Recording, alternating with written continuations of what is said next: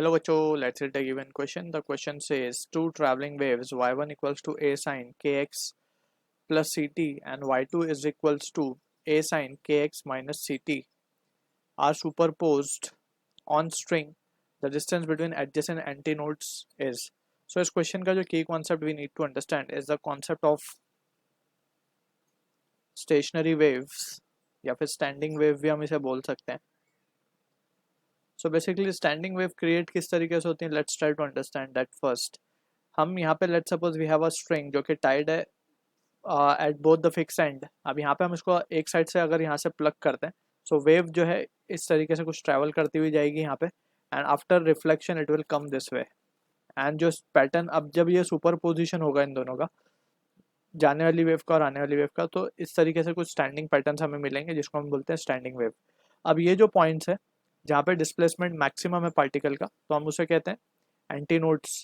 So these are anti nodes. और जहाँ पे पार्टिकल का डिस्प्लेसमेंट जीरो है वो सारे पॉइंट्स हम कहते हैं नोड. ठीक है, तो हमें एंटी नोड्स के बारे में बात करनी है कि distance between two anti nodes. So यहाँ पे हम एक चीज़ यहाँ पे देख सकते हैं clearly from the figure also, और इसको हमने ऑलरेडी प्रूव भी किया है. डिस्टेंस बिटवीन सक्सेसिव नोड्स या फिर successive anti nodes, distance between two successive anti nodes की बात कर रहे हैं हम. So it will be nothing but lambda by 2. So ये रिजल्ट हमें याद रखना है. अब now as per the situation given यहाँ पे हम देख सकते हैं basically this is the super position of two waves, right. एक वेव इस तरीके से जा रही है, एक वेव रिफ्लेक्ट होकर आ रही है, दोनों सुपर पोज हो रहे हैं and we are getting the stationary pattern या फिर स्टैंडिंग पैटर्न, राइट. सो यहाँ पे हम देख सकते हैं वाई नेट जो डिस्प्लेसमेंट हम लिख सकते हैं that can be written as y1 plus y2. अगर हम इसको बोलते हैं y1 और ये y2 है हमारे पास, तो दोनों का सुपर पोजिशन है. बेसिकली सुपर पोजिशन प्रिंसिपल से हम लिख रहे हैं, इस तरीके से वेक्टर सम होता है ये. सो यहाँ पे हम देख सकते हैं जो वाई नेट की value just in terms of magnitude अगर हम निकालें सो इट विल बी ए. हम बाहर निकल सकते हैं, दोनों में से कॉमन है. बचेगा क्या, sign K x plus K C T plus sine K x minus K C T, right. तो sine C plus sine D का फॉर्मूला सिंपली हम यहाँ पे लगा सकते हैं. So it will be two sine C plus D by two. C plus D by two जब हम करेंगे तो के एक्स और के सी टी कैंसिल हो जाएगा. So two K x upon two हो जाएगा into cos C minus D by two. Cos C minus D जब हम करेंगे तो यहाँ पे बचेगा के C T two K C T by two, right. So finally हमें देख सकते हैं कि जो रिजल्ट आ रहा है वो आ रहा है to A sign K x cos के सी टी. ये जो टर्म है बेसिकली यहाँ पे हम देख सकते हैं एम्पलीट्यूड है ये. Basically this is the amplitude. और हम देख सकते हैं एम्पलीट्यूड जो है वो वेरी कर रहा है, हर एक पॉइंट का एम्पलीट्यूड अलग अलग है. हम यहाँ पे देख सकते हैं हर एक पॉइंट का डिस्टेंस के साथ एम्पलीट्यूड क्या कर रहा है, वेरी कर रहा है. एक ही पॉइंट है जहाँ पे डिस्प्लेसमेंट जो है मैक्सिमम है, जो कि बीच का पॉइंट है, ठीक है ना. उसके अलावा सारे पॉइंट का अपना अपना एक फिक्स एम्पलीट्यूड है.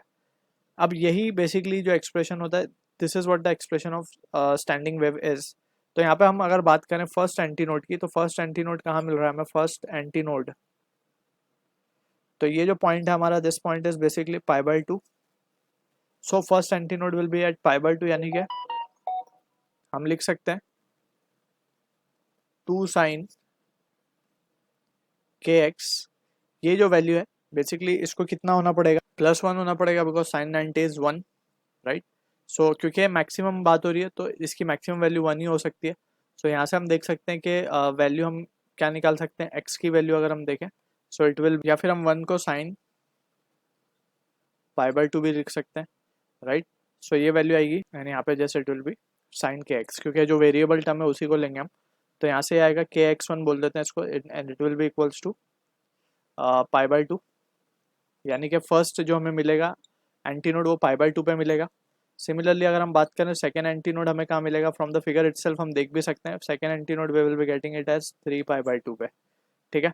तो हम लिखेंगे K x two will be equals to 3 pi by two, right. अब इन दोनों का डिफरेंस ले लें तो डिस्टेंस बिटवीन टू नोड्स मिल जाएंगे, एंटी नोड्स बेसिकली. तो we can say therefore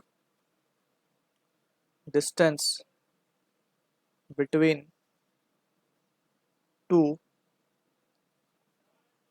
adjacent antinodes will be k x2 minus x1, and that will be equals to 3 pi by 2 minus pi by 2 will be just it will be pi.